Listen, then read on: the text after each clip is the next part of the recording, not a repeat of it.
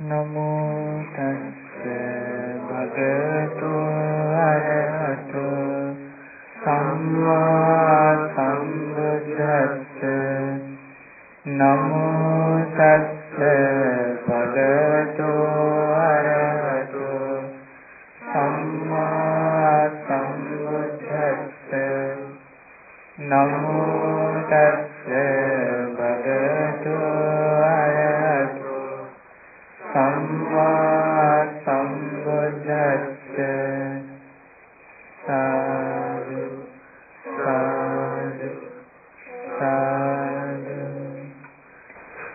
I pay homage to my teacher, Luk Swami Maharaj. Sadhu, sadhu, sadhu. What about your city of Dhamma? State of Dhamma? Can you remember? Supreme Buddha Nagarupama Sutta advised us to build the state of Dhamma within our life, to have the protection, to get the protection from the external forces, and to have an inner happiness, peace, state of Dhamma. You didn't come that day, so you have missed the opportunity. We shouldn't, the thing we must understand, we shouldn't miss this opportunity, because this opportunity is a very, very rare one. In this world, the appearance of the Buddha is very rare. When we think about the journey of this samsara, the cycle of birth and death, samsara, usually we had the opportunity to listen to the Noble Dhamma. So that is why even today, no one can understand the reality of the life without listening to this Dhamma, noble teachings of the Buddha. As an enlightened one, the Supreme Buddha uses his all psychic powers and the ability to explain the Dhamma and all those skills to explain this real story of this life. That's why when Supreme Buddha explains about the birth,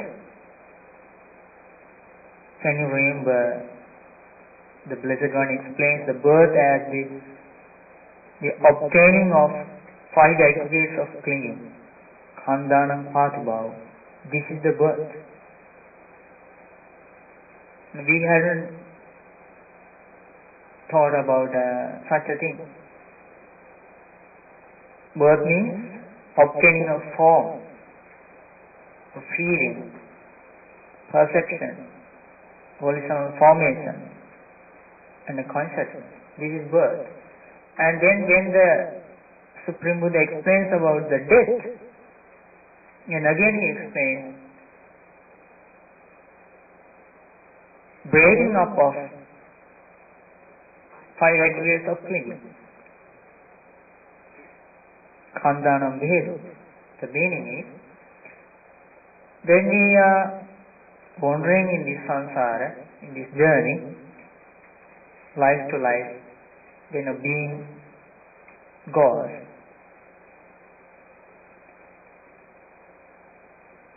in this samsara, as Supreme Buddha understood, there is an undiscoverable beginning point of this process. What is the process? Obtaining 5 aggregates of clinging and then breaking up of 5 aggregates of clinging. So we must use this human life to understand this process of this life, because this Dhamma is a great thing which explains all these stories about the life. So, Supreme Buddha uses so many similes to explain the way to understand the reality of the life. Because without listening to the teachings of the Buddha, though we experience the suffering, though we suffer, we can't understand the real nature of suffering. That's why again and again, thinking that we are trying to escape from suffering, we cling to suffering. What is the reason? We haven't a clear understanding about suffering. And then it is we can think that it's a normal thing when we think about one side and suffering, because we can identify all beings, they face to so many physical diseases and those things, old age, and then death. But the origin of suffering, no one can understand without listening to the Dhamma. Not only the origin, also suffering, and then the origin, and then the cessation of suffering. Definitely, they'll have to listen to the Dhamma. And then the path leading to the cessation of suffering, Noble Eightfold Path. Listening to Dhamma is very important. So that is why I wanted to encourage you to listen to Dhamma again and again without missing this opportunity. So today we are going to discuss discourse from Samyutta Nikaya, Connected Discourses. This sutta is very interesting because we can understand the extraordinary knowledge of our great teacher, the way our teacher used that extraordinary knowledge to explain this situation and the way to understand and to escape from suffering. Okay, let's try to understand this discourse. The name of this discourse is Bija Sutta. Have you heard about this sutta? Bija Sutta. Bija means seed, planting things. Okay? The discourse of seeds. Our great teacher Supreme Buddha begins the sutta like this when he was living at Savatthi, addressing the monks. Supreme Buddha explains, because Panchimani Bhikkave Bija Jatani, because there are these 5 kinds of seeds. 5 kinds of seeds. And what are these 5 kinds of seeds? Moola Bijam, the root seeds. Khanda Bijam, joint seeds, like this. Phalu Bijam, cutting seeds. Then Agga Bijam, okay, root seeds. Khanda Bijam means stem seeds. We use the plant, those things, stem seeds, and then joint seeds, cutting seeds, and germ seeds as the 5th. These are the 5 kinds of seeds. Is it clear? Okay, normally we use. Okay, so then Supreme Buddha explains, if these 5 kinds of seeds are unbroken, unspoiled, unrotten, undamaged by wind and sun, those things, then fertilized, securely planted. Okay, can you understand now? Because those seeds are in good condition now, not damaged. Okay, but there is no earth or water.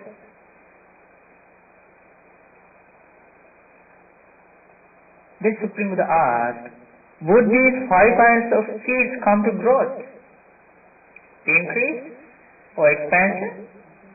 So then the monks they reply, no, Venerable Sir. No hetam bhante. Okay. Then Blessed One again asked, if these 5 kinds of seeds are broken, spoiled, damaged by wind and sun, unfertilized, not securely planted, but there is earth and water. Okay. Would these 5 kinds of seeds come to growth, increase and expansion?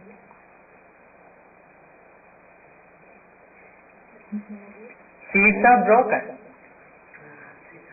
damaged. No. Then the monks gave the answer, no hetam bhante. It is impossible. Then the Blessed One again asked, if these 5 kinds of seeds are unbroken, unspoiled, undamaged by wind and sun, fertilized, securely planted, and there is earth and water, now what do you think? Would these 5 kinds of seeds come to growth, increase and expansion? Evam bhante. Yes, bhante. Now from this point, Supreme Buddha explains a very important thing about this life using this simile of seeds.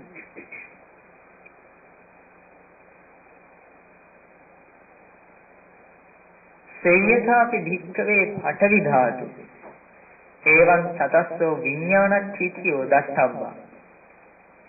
Now, are you familiar with those words? Some words. Patavi means earth. Okay. Viññāna means consciousness. Okay. So let's see what is the explanation here. Because the 4 stations of consciousness should be seen as like the earth element. What are the 4 stations of consciousness? Here. Form, feeling, perception, and volitional formation. These 4 aggregates, clinging aggregate, should be seen as like the earth.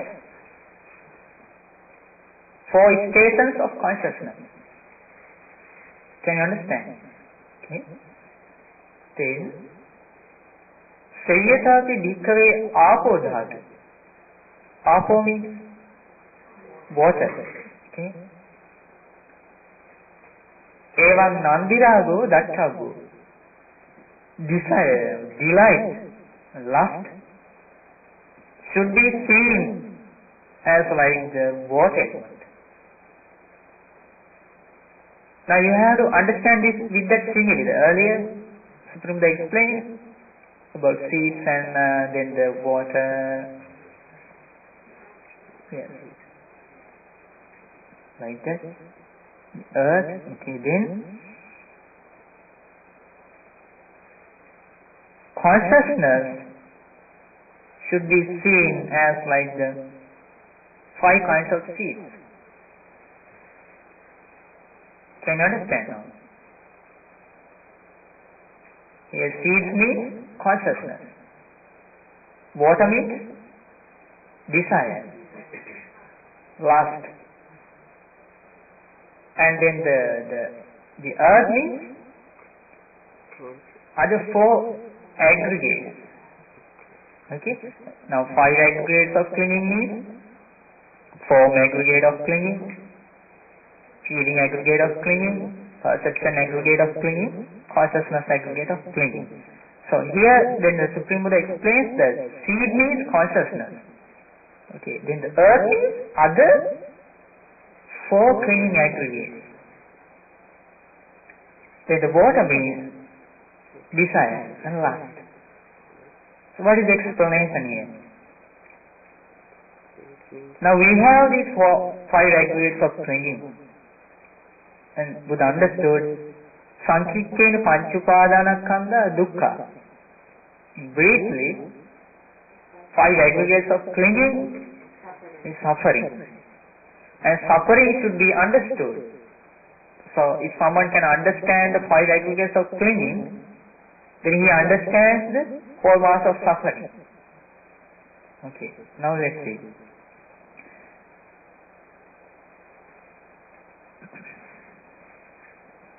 The meaning is, as a seed of consciousness, to grow this consciousness, the condition, there should be the condition, like the earth, this consciousness grows based upon the form, based upon the feeling, based upon the volitional formation, the perception. But there should be water, otherwise it will not grow. What is the water? Desire and lust towards what? Towards form. Then the consciousness lands there, gets established. Okay? And because of the desire towards feeling, then the consciousness grows there. And with the desire towards perception, then the consciousness grows there. And when with the desire to the volitional formation, then the consciousness grows there. Okay? What is the nature of the seed? If there is the earth and the water, it will grow. Okay? And then come to growth, increase and expansion. So like this. Now think about this.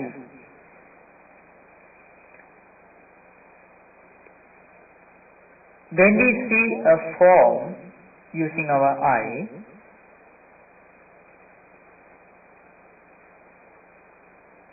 when we open our eyes, then when we pay attention to see that form, there is our eye, form and consciousness of eye. Meeting of these three is contact. Okay. Now, at the same time, when the contact arises, what is the result? Dependent on contact is feeling arises. Okay. Isn't there the consciousness in that feeling now? There is feeling. That is the meaning of growing, of consciousness. After taking place of contact, the process of the consciousness, it didn't stop. The process of the consciousness is growing further with the feeling. Okay? Because dependent on contact, then the feeling arises. Dependent on contact, then the perception arises. As Supreme Buddha understood, then the dependent on contact, volitional formation arises. Everywhere. With the feeling, perception and volitional formation, the process of consciousness, it grows. Consciousness grows. What is the reason? We pour water. What is the water? Desire. Desire to form. When we see a form, then we have the desire to form. When we hear a sound, we have the desire to that sound. Because that sound means derived from for great elements. It's a form. Okay? When we smell odors, then the consciousness grows. Then when we taste something, consciousness grows because of desire. Okay? When we experience a touch, then the consciousness grows. When we think, consciousness grows. Because we use consciousness again and again to do that with desire. Okay? The four stations of consciousness should be seen as like the earth element. This is the meaning. So then, Supreme Buddha explains, Rupupayam bhikkhave vinyanam chittamanam titte. The meaning is, because the consciousness while standing might stand engaged with form. Can you understand? Consciousness while standing might stand engaged with form. While standing, this consciousness might stand engaged with feeling. That's the thing we discussed. And this consciousness, while standing, might stand engaged with perception.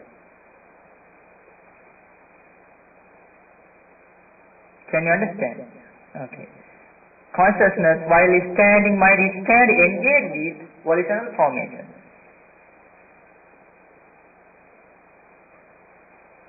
Then, watered by desire. Can you understand? Okay. Then Supreme Buddha explains. You listen very carefully. This is very powerful discourse. Okay. Then, Rupa Ramana. Because consciousness while standing might stand based upon form. Based upon feeling. Based upon perception. Based upon volitional formation. Rupa Patithita. Consciousness while standing might stand established upon form, established upon feeling, established upon perception, established upon volitional formation. This is the process. You remember, this is the process. Now, in this samsara, we have to go with this process. This is the process that gives birth again and again. Then, with the sprinkling of delight, desire, Nandupasesana, watered by delight, desire and lust, then it might come to growth. Consciousness might come to growth, increase and expansion. Now think about this process. When we remind about some kind of food we tasted, you remind now yesterday or last week some delicious food. When we remind that one, at once what will happen to our tongue and our mouth? Yes, saliva. Can you understand the combination with consciousness? We thought it's using our consciousness, but how it get to know about what is the combination with this body? It is the combination of consciousness and the physical body form. This consciousness grows based upon the form. And when some lustful thought or passion or some kind of that thought comes to our mind, then our body responds.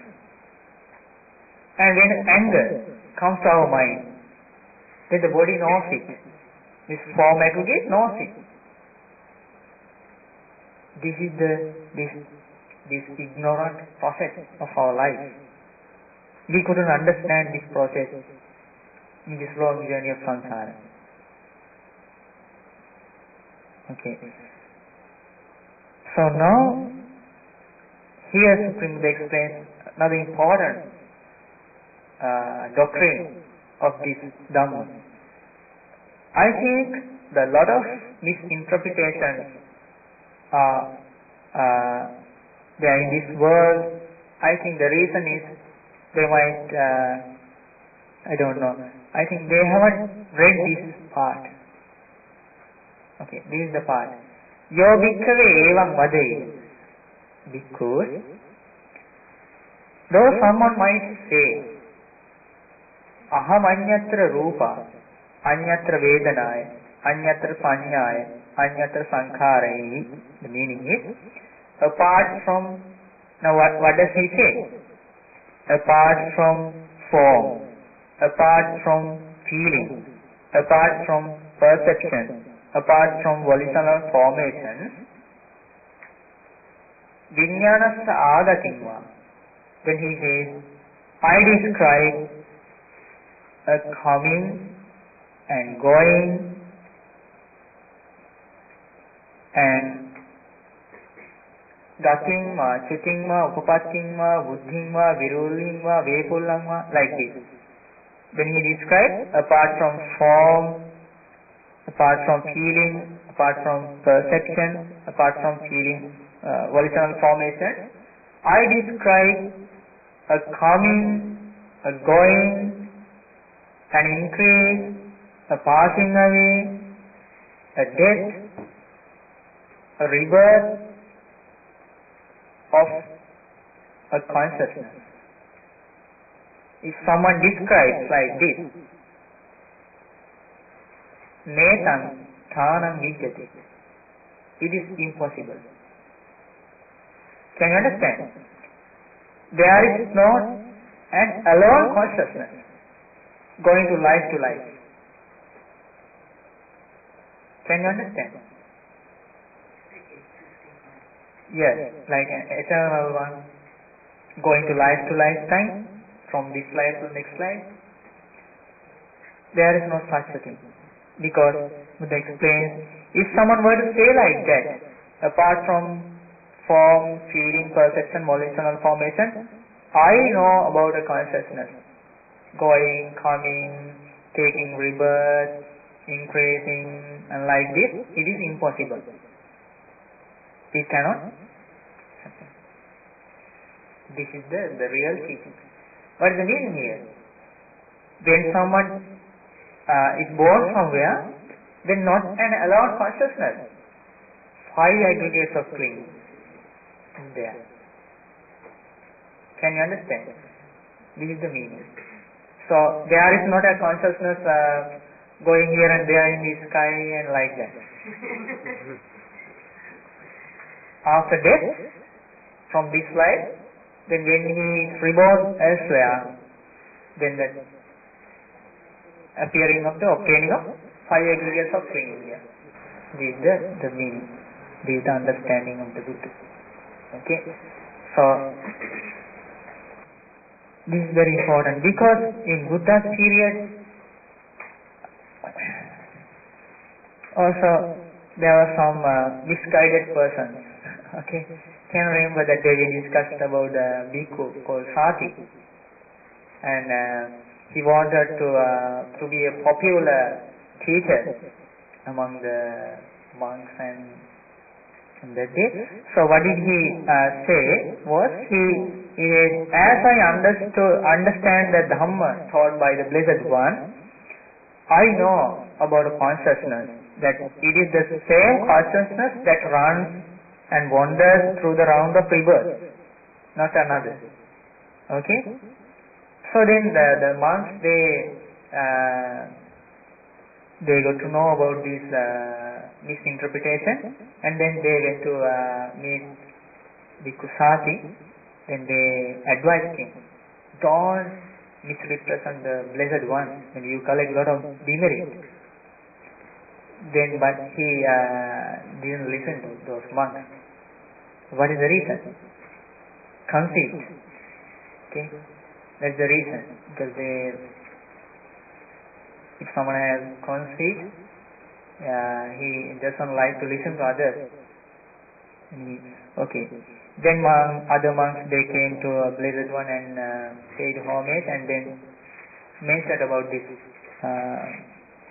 condition. And then monks, then the Blessed One called another monk and then said, okay, call the Sati and ask him to come, saying that your teacher is calling you. Okay, then saying yes, that Sati, that monk came and paid homage and then sat to one side. Then the Blessed One asked, oh Sati, what are you saying? Now that you know that the Dhamma taught by me, the Blessed One, that it is same consciousness that runs and wanders through the round of rebirth, not another, as you know the Dhamma. So Sati, what is then Sati says, yes Bhante, I say such a thing. Okay, what is that consciousness, Sati? Then Blessed One asked, as you know, what is that consciousness, as you explained? Then he says, it is that Bhante which speaks and feels, we speak and feel, and it is experiences here and there, the result of good and bad actions in the same talk. Like today some people they talk and alone consciousness and going to life and experience pleasant and unpleasant, like that. Okay. Then the Blessed One advised him, Nanumaya Moga Purisa Aneka Pariyayana Paticca Samuppanna Viññāṇaṃ Gutta. Misguided man, to whom have I ever known me to teach the Dhamma in that way? To whom have I taught Dhamma in such a way? Paticca Samuppanna Viññāṇaṃ. What is the Blessed One's Dhamma? Yes, Paticca Samuppanna means, the Blessed One explained, misguided man, have I not stated in many ways, Aneka Pariyayana, that the consciousness to be dependently arising. Dependently arising. Dependent on causes, then the consciousness arises. And with the cessation of causes, consciousness ceases. This is the teaching of the Buddha. And then Blessed One explained, since without a condition there is no origination of consciousness. Then again Supreme Buddha explained, because it's like this, consciousness is known by that condition dependent upon which it arises. Can you understand? The meaning is, when consciousness arises dependent on the I and form, then it is called consciousness of I.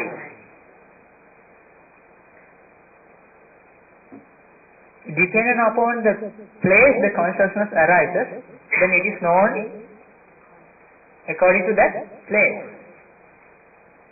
Dependently arises. Okay. Then when consciousness arises dependent on the eye, on the ear and sound, it is known as the consciousness of ear. Okay. Like that the Blessed One explains for the six faculties. Okay. So then when consciousness arises dependent on the nose and smell, that consciousness is known as the consciousness of nose.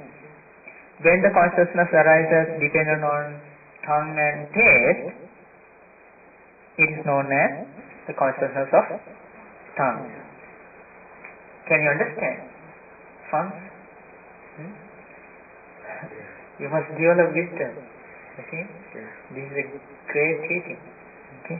So then, when the consciousness arises dependent on body and tangible, then it is known as the consciousness of body. When the consciousness arises dependent on mind and thought, then that is known as consciousness of mind. Just as, then Buddha again explains it with a simile. Just as fire is known by the particular condition dependent on which it burns, like this. When fire burns dependent on logs, it is called log fire. And when fire burns dependent on grass, it is called grass fire. Grass fire. When fire burns dependent on cow dung, it is called Cow dung fire. Yes, the cow dung fire. Like that, the Blessed One explains. Okay. So, very clearly we must understand in this point, there is not an alone consciousness, and there is not a consciousness apart from form, apart from feeling, apart from perception, apart from volitional formation. We must understand. Okay. So then, another thing is, then Supreme Buddha explains another important thing about this consciousness.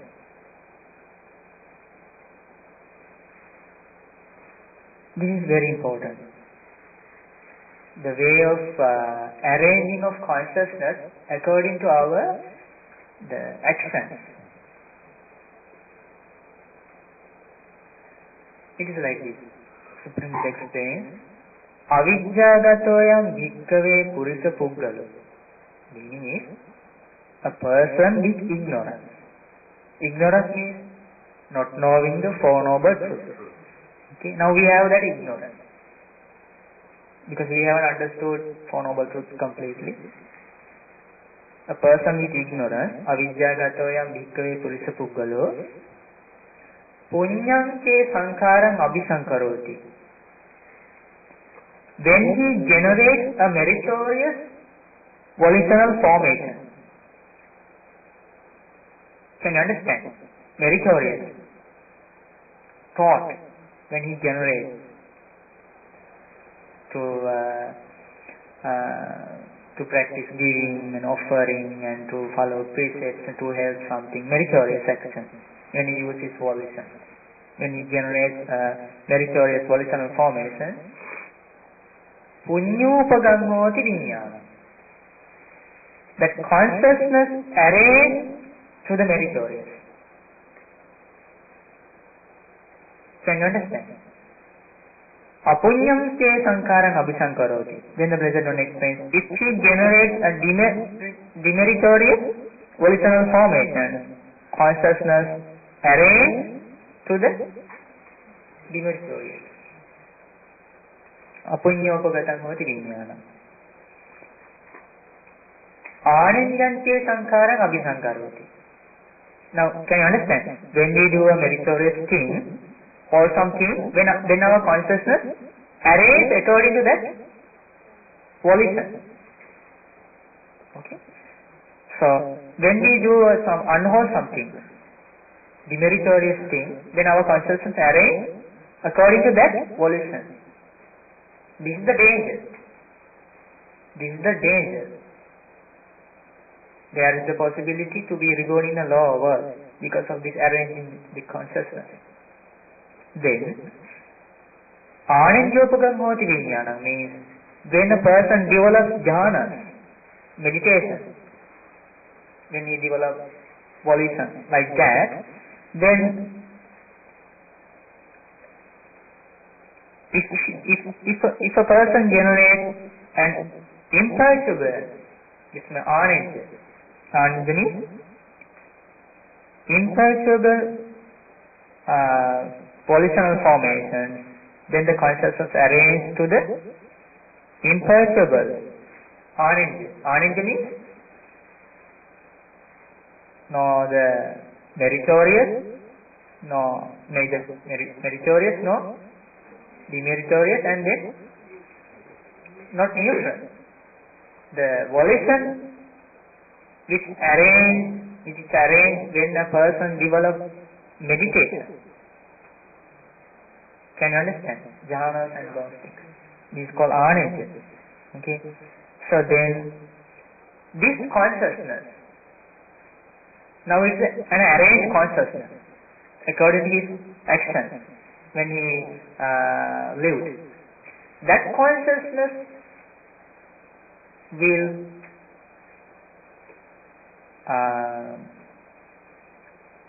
design the next birth according to his actions, because that consciousness is already arranged, but there is not an around consciousness. That consciousness will take place somewhere in this world, maybe hell, animal world, ghost world, heavenly world, human world, with the other four aggregates of clinging as the five aggregates of clinging, another life.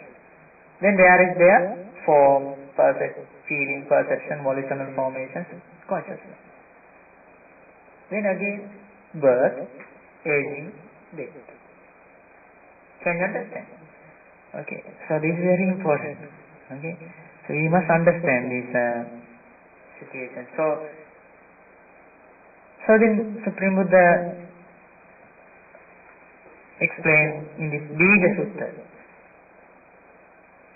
Now, here we have to understand very clearly, the most important thing is this consciousness is dependently arising. That's why one Sutta Supreme Buddha explains like this. If consciousness were not to come into the mother's womb, what is the meaning here? What is the cause for the consciousness? Five aggregates of clinging. No. Five aggregates of clinging. What is the cause? Means the condition. Nama Rupa. Nama Rupa Paccaya Vijnana. Dependent on mentality and materiality, consciousness arises. Okay. So, then the Blessed One asks, if consciousness were not to come into the mother's womb, would the mentality and materiality, Nama Rupa, develop there? No. What is the reason? To develop mentality and materiality, there should be the consciousness there. The meaning is not an alone consciousness. The Blessed One wanted to explain the combination between consciousness and the mentality and materiality. Okay? Mentality and materiality. Mentality means the feeling, perception, volitional formation, contact and attention. Vedana, Sanya, Chetana, Phassa, Manasikara. Then the four great elements. Okay. Then again Blessed One asks, or if consciousness having entered the mother's womb were to be deflected, means that consciousness again it passes away and it goes from the mother's womb. Means what is the meaning here? Then the Blessed One asks, would mentality and materiality come to birth in this life? No. Now Blessed One wants to explain the combination between consciousness and mentality and materiality, dependently arising. Okay. Then Blessed One asks, okay, then the Venerable Ananda says, no one thing. Okay, if the consciousness of such a young boy or girl, now he has been born, okay, now he has these five aggregates of clinging, then Blessed One asks, if the consciousness were thus cut off,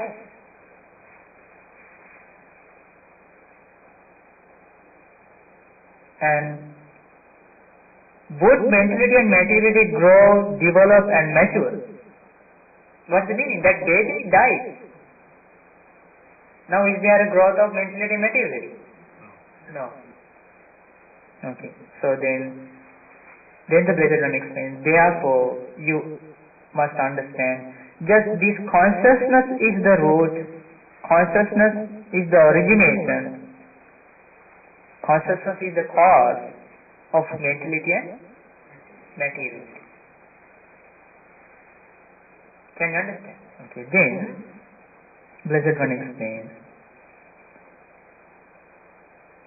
if consciousness didn't find a resting place in mentality and materiality,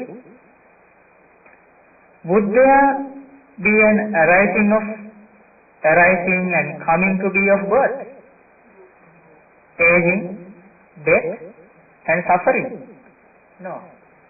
There should be the combination between consciousness and mentality and materiality. Can you understand? Now, when a consciousness comes into a womb of a mother, then there is that growth with mentality and materiality as 5 aggregates of clinging. When the consciousness grows means dies. The baby dies inside the womb. Then there is not a growth.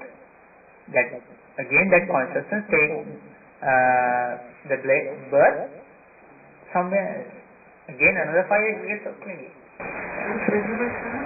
In Nama Rupa there, what is Nama? Nama means Vedana, Sanya, Chetana, Hassa, Manasika. So that exists before the consciousness? At the same time. Because dependent on consciousness, mentality and materiality arise. Dependent on mentality and materiality, consciousness arises. Just this mentality and materiality is the root, is the cause, is the origination of consciousness. Can you understand? From this explanation, Blessed One wants to explain this. Therefore, just this consciousness is the root, cause, origin of mentality and materiality. Just this mentality and materiality is the root, cause, origin of consciousness. There is not an alone consciousness anywhere. Can you understand? Okay. So this is from Mahanidana Sutta. So very clear explanation, and that's why Blessed One explains in this way. Dependent on mentality and materiality, consciousness arises. Dependent on consciousness, mentality and materiality arises. Okay, so then the Blessed One explains, Pachuda Vatthutiko idam viññānam. This consciousness turns back. Nama rupamma naparang gacchati. This consciousness turns back. It does not go further than mentality and materiality. Always consciousness grows associating mentality and materiality. And then ettavata jayetava. It is to this extent that one may be born. Jiyetava and age. Niyetava and die. Savetava, pass away. Upapajyetava and be reborn. Into what extent? Nama Rupa Paccha Viññāna. Dependent on mentality and materiality, consciousness arises. Viññāna Paccha Nama Rupa. Dependent on consciousness, mentality and materiality arises. So here we have to understand the most important thing is this process is acting because of desire. Because of desire. Because there is the background to grow the consciousness because of desire to the form. Desire to the form means desire to the things that derive from four great elements. Derived from earth element, water element, air element and heat element. Now think about our physical body. There are these four great elements. Body hairs and head hairs, skin, teeth, bones, flesh, blood. These things are in this body. So we have desire about this body, physical body. So the consciousness grows there. Can you understand? Okay, so that's why Blessed One explains. when we have the desire, and when we consider this form as mine, myself, like that, then again and again this consciousness grows with that desire. With that desire for the form, then the clinging arises. This clinging as a condition, then the arranging of karma, bhava, bhavapacchaya jati. Dependent on arranging of karma, then the birth. This is the process of this consciousness with desire. So that is why Blessed One explains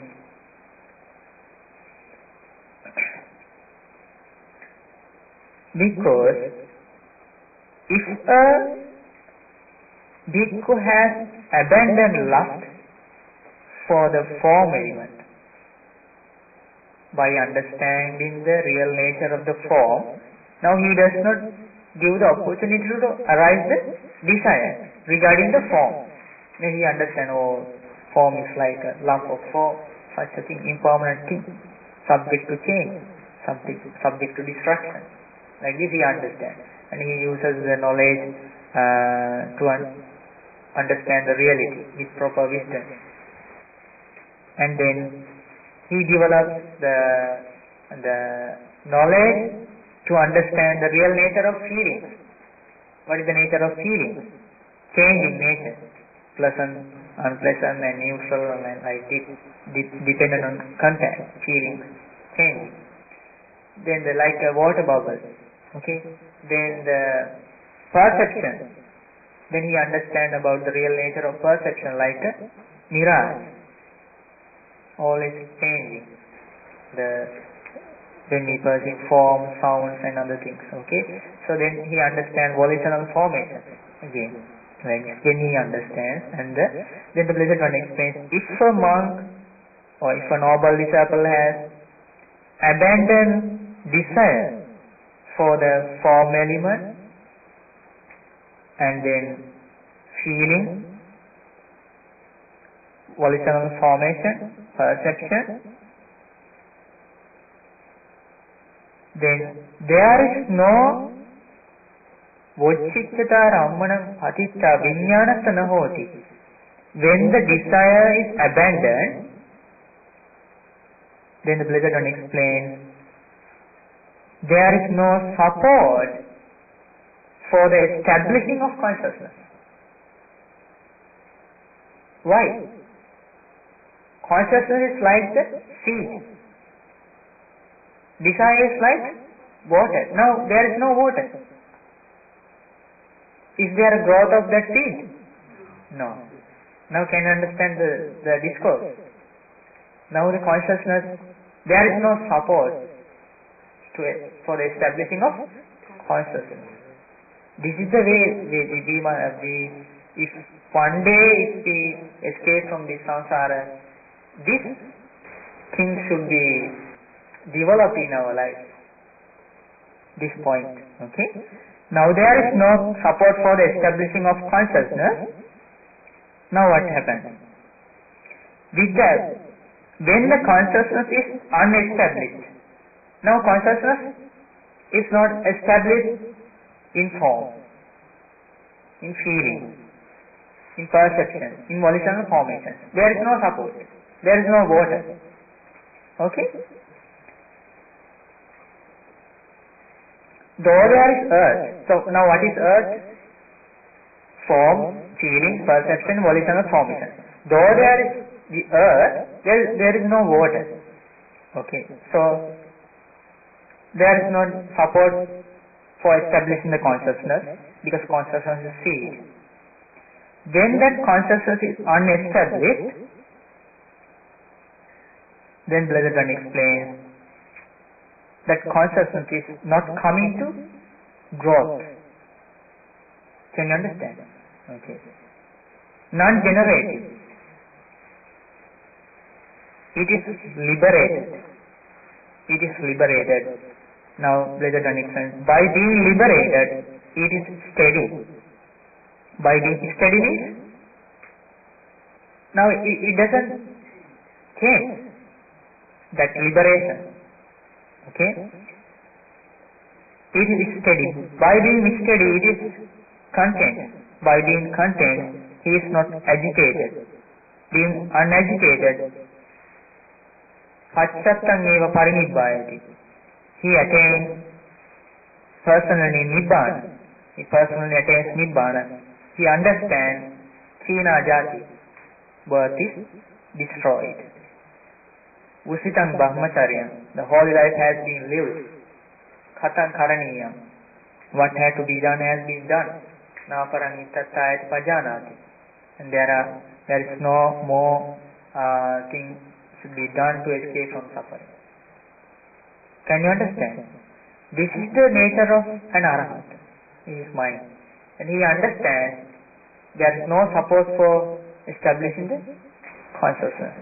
So, this explanation is very important, and so we must understand.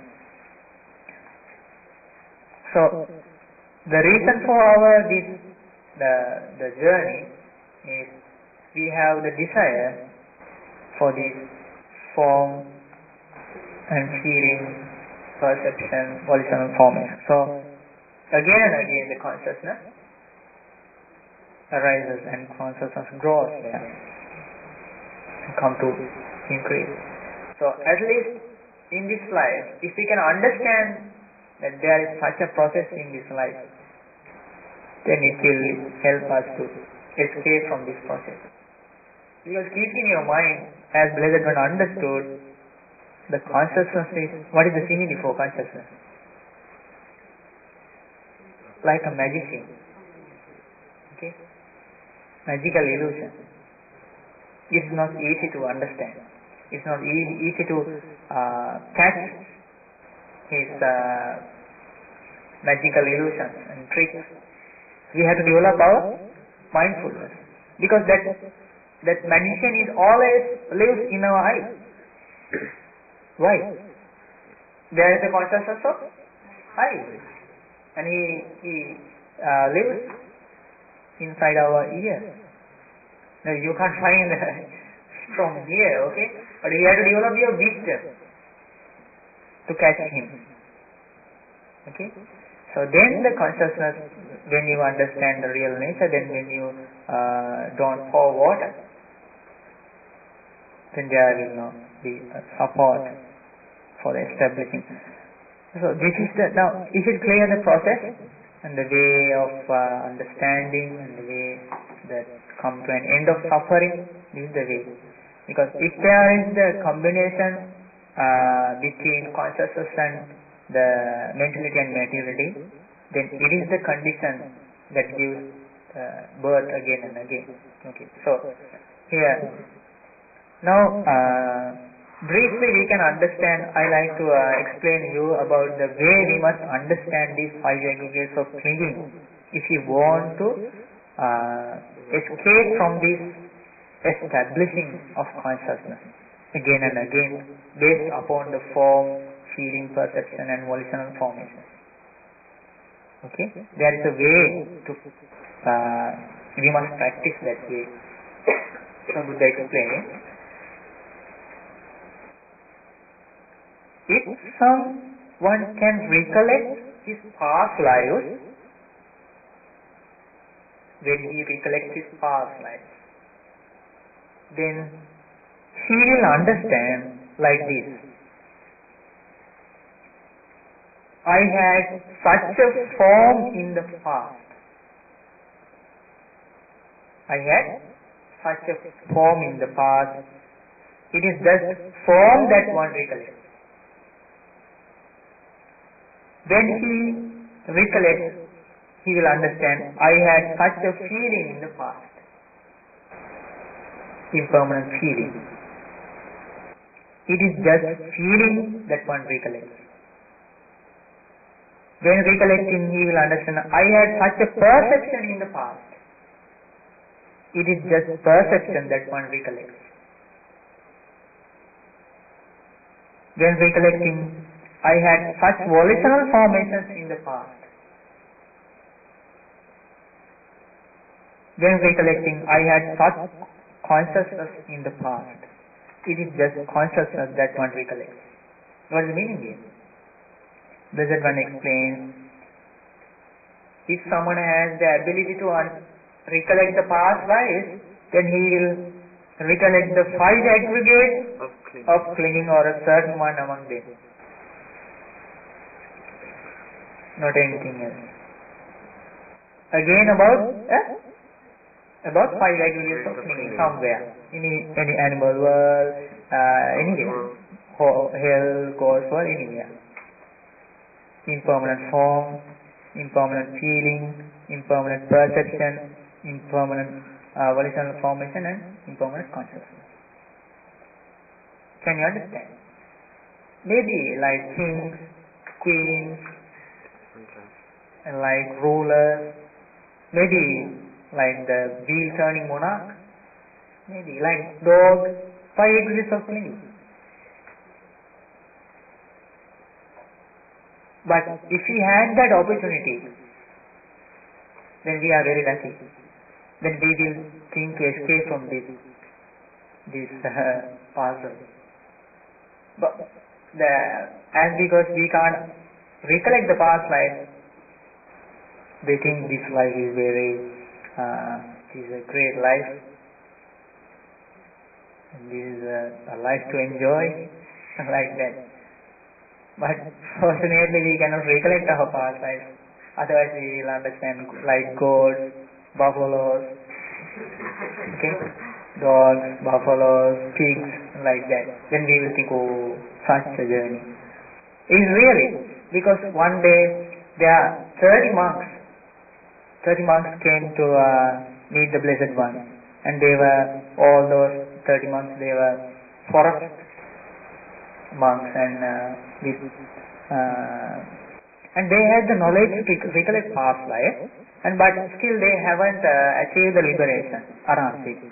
So then the Blessed One wanted to advise them to understand Dhamma, to achieve the liberation on that same seat. Okay? So then the Blessed One asked, what do you think, monks, in this journey of samsara, which is more, which is greater? The stream of blood you shed when you were beheaded as cows, buffaloes, chickens, deer, pigs, which is greater, or the water in the 4 great oceans? Then those monks, they had the ability to recollect past life. Having listened this, then they recollected. Then they understood. They said, Bhante, now we can understand. The stream of blood we shed when we were beheaded as cows, buffaloes, and robbers, and adultery, pigs, chickens, that stream of blood is more and greater than the water of 4 great elements. This is the water of the ocean. This is the real story of our life. So what do you think? Then the Blessed One explains, so it is enough to disenchant, to become disenchanted, to become liberated, to understand the Four Noble Truths.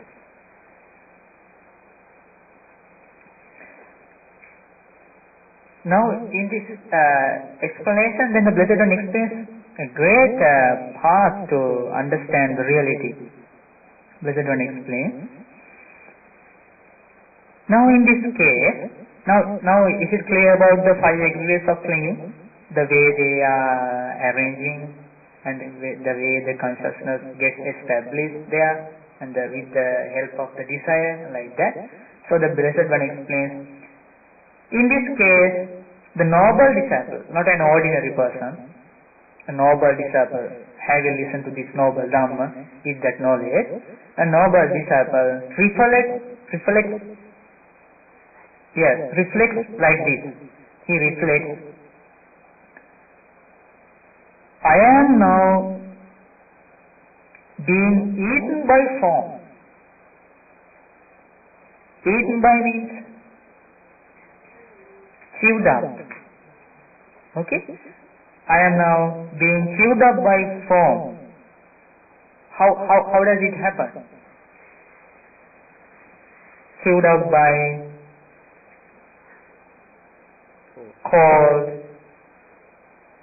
heat, by hunger, by thirst, by contact with flies, mosquitoes, wind, sun, and those things. This is the nature, and facing is accidents with so many diseases, eye disease, ear disease. These are the diseases, and then diseases of nose, diseases of tongue, body. Okay, like this. So then the wise noble disciple reflects that I am now being. So what is the proper word you can understand here? It's translated like devoured or chewed up. Is it clear? The eaten? Is it clear? The kajani, the meaning is, I am now being eaten by form. Then he recollects. Okay? Because today I came to know that the father of a monk, then diabetes. Then he was injured. Then when he was admitted to hospital, then what happens? The doctors, they cut that father's leg from part of the finger. Okay. Then later they had to cut another part of leg. Again another part, and up to the thigh they cut. Now what is this? The form is eaten by diseases. Is there a difference between our body and that body? Same. We have to understand this. We don't know about future, about tomorrow. Okay. So this is great opportunity to understand. So then the noble disciple reflects, in the past too I was eaten by form in the very same way that I am now being eaten. Can you understand? In the past life. Okay? So then eaten by present form. Okay? If I were, then he thinks, if I were to see delight in future form, if I wish for a future, enjoy with a future form, then in the future too I shall be eaten by form in the very same way that I am now being eaten by present form. Can you understand his wisdom? Okay. Then he thinks in the same way, then he thinks about feeling. How does he think? Now this feeling, I am now being eaten by feeling. How does it happen? Always feelings are changing and we cannot control those feelings. Depend on the arisal. So we cannot control pleasant, unpleasant and like that. So the feeling, and when we think about a pleasant feeling, then we can't get so then the unpleasant feeling. Okay, like that. I am being eaten by feeling. So then he reflects, I am being eaten by perception. The things we perceive, everything is changing and impermanent, subject to change, suffering, like that. Okay, think about our childhood, and we went to schools and those things now, like a dream. What is it? I am being eaten by perception. And then we planned, and then we plan to do so many things. But now when we think about those things, like a dream, I am being, now nobody has a reflex. I am being eaten by volitional formations. the words, eyes, fork and thoughts and like actions, those things, eaten by volitional formation. And the consciousness, the things we cognize, nothing, like a dream. Then he reflects, I am being eaten by the consciousness in the present life. So then he reflects like this. So if I were to seek delight in future feeling, perception, volitional formation, consciousness, then what will happen? Again, I will be eaten by those things. This is the result. So then he recollects like this. So then recollecting like this, then he thinks, okay. Then the Blessed One explains, having reflected thus, he becomes indifferent towards past form. Can you understand? Then he thinks, no, I don't want to think about past form. Because that past form, I was eaten by that past form. Then he thinks like that. He becomes indifferent towards past feeling, perception, volitional formation and those things. With that knowledge, otherwise always we usually try to live in the past, enjoying, reminding those things. What will happen? Again and again consciousness grows, establishing and based upon those 5 aggregates of clinging. Then there is the arranging of karma, then again another 5 aggregates of clinging. This is the nature, not a simple thing. Okay. Then he reflects like this. Okay, so then he becomes indifferent towards past feeling, perception and about past 5 aggregates of clinging. Then he does not seek delight in future form, feeling, perception and those things. He does not seek. Why doesn't he think? Why doesn't he seek the delight? Because he understood if I were to seek delight in future forms, feeling, perception and those things, again those things I will be eaten by those things. Then he develops wisdom. Okay?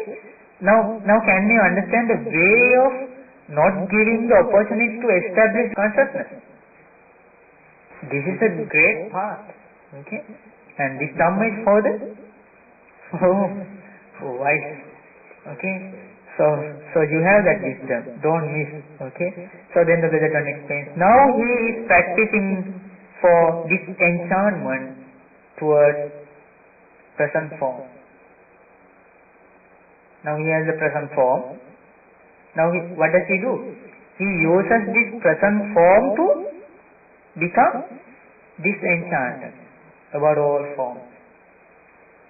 He is practicing for the disenchantment towards present feeling, perception, volitional formations and consciousness. How does he practice it? Then Blessed One explains, this is the way. What do you think, bhikkhus? Rupam nityam va anityam vati. Is form permanent or impermanent? Impermanent. Is feeling impermanent or permanent? Impermanent. Is perception permanent or impermanent?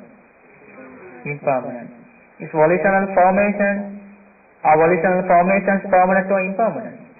Impermanent. Is consciousness permanent or impermanent? Why is it impermanent? Why does the form impermanent? Subject to change. Okay. And it is derived from 4 great elements. 4 great elements are impermanent, so the form is impermanent. Why is feeling impermanent? Now you must say, when you watch the television, your favorite program, okay, then mother comes and then turn the channel to watch news. Then what will happen? Then when you are watching, then you had a pleasant feeling. Pleasant feeling. Then at once, and then it started changing. What is the reason? Because you started feeling happy and then it started going away. What is the condition for that changing? Contact. Changing of contact. Can you understand? In your eye, form, and then the consciousness. That contact change. That is the reason, dependent on the contact feeling arises, then with the cessation of contact feeling ceases. This is the impermanence. Is it clear? Okay. Like this, when the contact change, perception, volitional formation, feeling, and those three will be changed. Why is consciousness impermanent? Yes, consciousness always it arises dependent on mentality and materiality. Okay, so it is impermanent. So then Blessed One asks, is what is impermanent suffering or happiness? Suffering. There is not an eternal satisfaction, always changing. So it is suffering. Then the Blessed One asks, is what is impermanent, suffering and subject to change fit to be regarded thus? Etang mama, this is mine. Eso hamasmi, this I am. Eso me attati, this is myself. What do you think? Is to fit to be regarded as like that? No. No, Bhante. So then the Blessed One explained, therefore monks, you develop your wisdom to understand in this way any kind of form, whatever, whether it's past, future, present, internal, external, gross or subtle, then inferior or superior, far or near. Like that, any kind of feeling, perception, volition and formations, you try to understand, develop wisdom that this is not mine. Netang mama, neso hamasmi, this I am not. Nameso attati, this is not myself. So, this is the way to understand the five aggregates of clinging. So when we develop our wisdom in this way, then the consciousness will not grow, because there will not be a support for establishing the consciousness, because always noble disciples recollect the real nature of those things. Can you understand?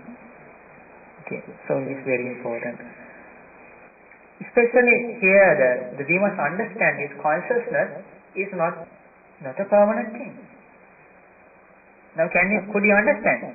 If we can develop our mind to understand the other four aggregates, then at the same time we will be able to eradicate the arising of the consciousness, because it is impermanent.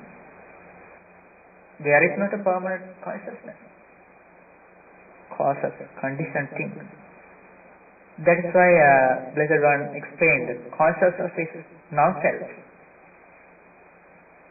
For if consciousness was self, not only the consciousness, form is non-self. Now we say non-self, non-self. What is the meaning of non-self? Selfless, selfless. What is the meaning? People ask, okay, if there is no self, who am I now? There is a person in, and I go to work and I speak and like that. They debate. What is the meaning of non-self? You're not yourself. You're not yourself. What is the meaning? Very clearly you must understand, there are persons, we call mother, father, friend, like that. If someone were to kill his mother or father, then it's a great unwholesome thing. There is that condition. There are persons. Blessed One explains, there are persons. Atta Purusha Pukkala. Blessed One explains, there are 8 persons. The noble disciple who is following the path to attain extreme entrance, and the extreme entrance person. and who is following the path to attain the once returner, then the once returner, in the path to attain the never returner, then the never returner, then the path to achieve the arahantship, then the arahant. There are 8 persons. What is the non-self? This is the meaning. There is not that a thing. This is not a difficult thing to understand and not a thing to debate. Very clearly, Brother Don has explained. This is the meaning. Form is non-self. For if form were self, Rupam Bhikkhave Anatta. Rupancha Idam Bhikkhave Atta Abhavissa. For if form were self, Naidam Rupam Abhadaya Sammatati. This form would not lead to affliction. Labdesata Rupe. And it would be possible to have Evam Me Rupam Hotu. My form should be thus. Let my form be thus. Let my form not be thus. Okay? Yasmasiko Bhikkhave Rupam Anatta. But because form is non-self, anatta, non-self, form leads to affliction, injuries, damage, diseases, old age, sickness, death. Nachalabhati rupe, and it is not possible to have of let my form be thus. Let my form not be thus. This is the anatta. What is the meaning? Cannot be controlled according to our wish. This is the meaning of non-self. Now can you understand some? Can we control our body? Do you like to say so aging?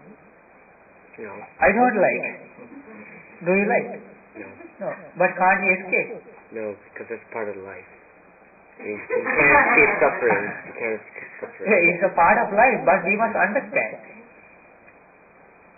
Because again and again we have to face for aging. If you can understand this. Can you understand? Now, last week there was a children program and we discussed about dependent origination. Okay? Paticcasamuppada.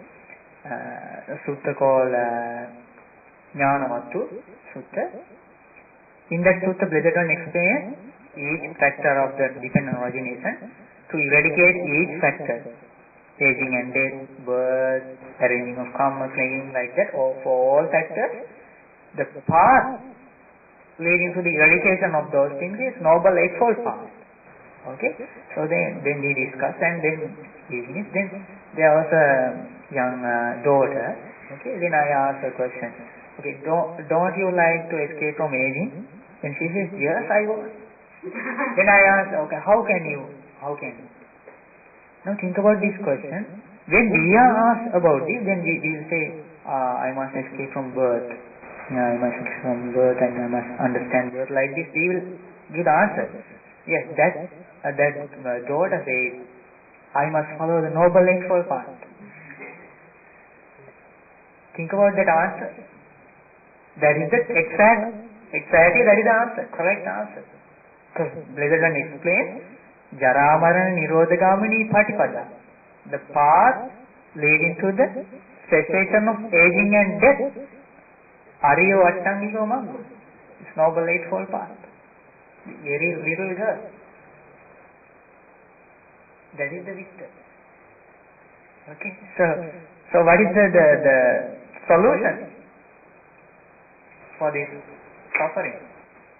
Following the Noble Eightfold Path. That label should be sticked in the depth of your heart. Not anything else. Following the Noble Eightfold Path. Okay.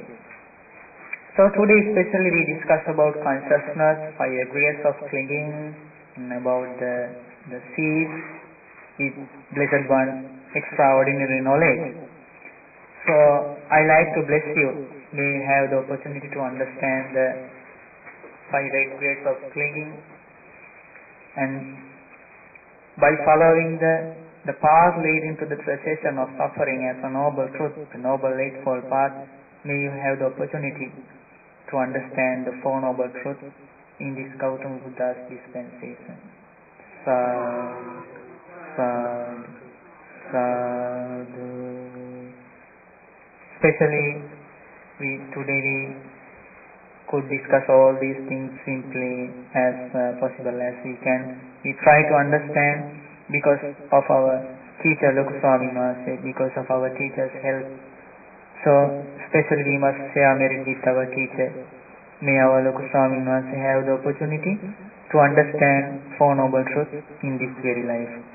Sadhu, sadhu, sadhu. Any questions about consciousness and those things? But I think there are no questions because the Blessed One explained everything. Isn't it? Yes. But anyway, you can ask anything to clear and clarify. Think about the Blessed One's knowledge. Knowledge. That's why he is known as Samma Sambuddha, fully enlightened one. But we are not unlucky. We have the fortune. Now we can't we understand those things? Such a thing. Okay. So we can develop our wise consideration. Yes? I think you said that mentality and materiality also causes consciousness, gives rise to consciousness. Does it cause consciousness, or does it allow consciousness to exist and sustain consciousness? Versus what volitional formation brings about consciousness. So I'm just trying to understand what causes consciousness and whether mentality and materiality causes it or allows it to exist and sustain. You must remember it like this. Blessed One explains, dependent on mentality and materiality, consciousness arises. Dependent on consciousness, mentality and materiality arise. Okay? It is one thing. And then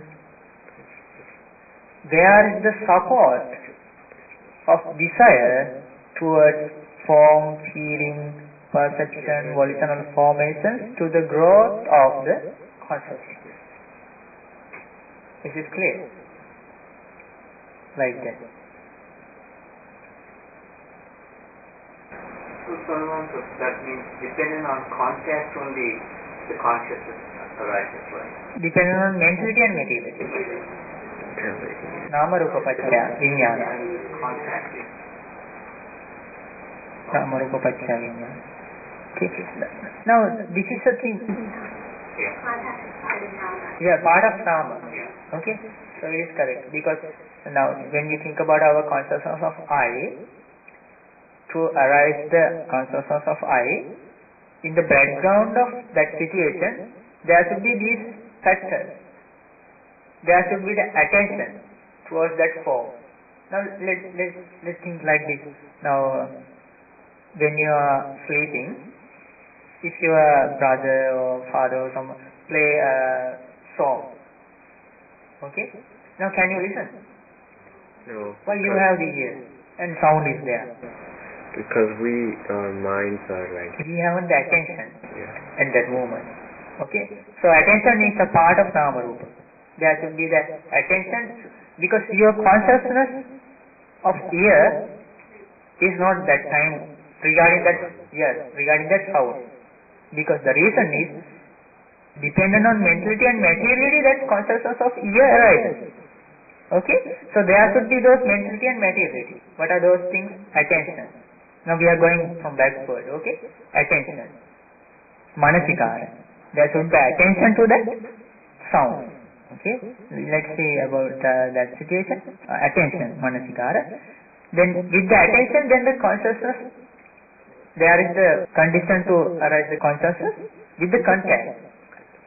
Because when the attention is there, then ear, sound and the consciousness arises. That is contact. Okay, it is a part of Namarupa. Okay, manasikara, hassa. Then with contact, other three will arise at the same time. What are those things? Chetana, Sanya, Vedana. Now we come from the other side. Vedana, Sanya, Chetana. Feeling, perception. Then if it is a popular song, then what kind of feeling? Then you will wake up at first, okay. You like the song. What kind of feeling? Pleasant or unpleasant? Pleasant. Pleasant feeling. It is feeling. Mentality. Okay? Then you will perceive the sound. Oh, that singer is a very popular singer, and I like very much. Okay, like perception. Then you think and talk and like that. Volitional formation. It's a part of Nama. Okay, Namarupa. Then contact. Then Manasikara. Attention. These five things are mentality. Then that sound means, what is the origination of sound? Four great elements. That singer is derived from four great elements. Anything, form, sound, smells, flavors, tangibles, everything is derived from four great elements. Impermanent or permanent is that. That's the thing we have to understand. Dependent on impermanent mentality and materiality, impermanent consciousness arises. Think about this discovery of Buddha. Not a simple thing. Very excellent thing. So this is the developing the Yoniso Manasikara. Wise consideration. This is the way to understand this term. Bhavana means developing the wise consideration. We use our mindfulness, and meditation is developing the wise consideration. You must listen to this Dhamma. So today we discuss Bija Sutta, the discuss of seed. Okay.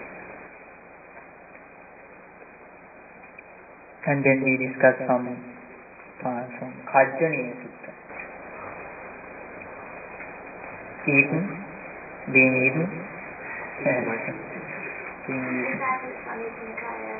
Yes. Both. Now we can try to understand the consciousness and those things. Okay, so any question? Could you understand? To some extent? Think again and again. Okay. Could you understand? Yeah, some parts of it. About that delight as water, desire. Your explanation I thought was very clear. And then the consciousness is like a seed. Just for aggregate. Yes? Just for aggregate. Good. Okay, so I am going to bless you. May you be well and happy, and may have the opportunity to develop wisdom with the help of the great teachers. Abhivadana Sevis Nitsang Vaddhata Chayino Chattaro Dhamma Vaddhanti Ayuvanno Sukhambalang Ayurarogya Sampatti Sagga Sampatti Nivacha Ato Nibbana Sampatti Vinate Samicchato Sakhiyanto.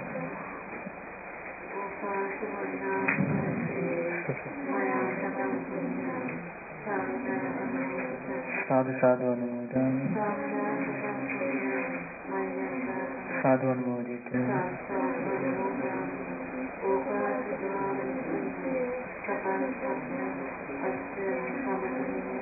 Tamami tantam.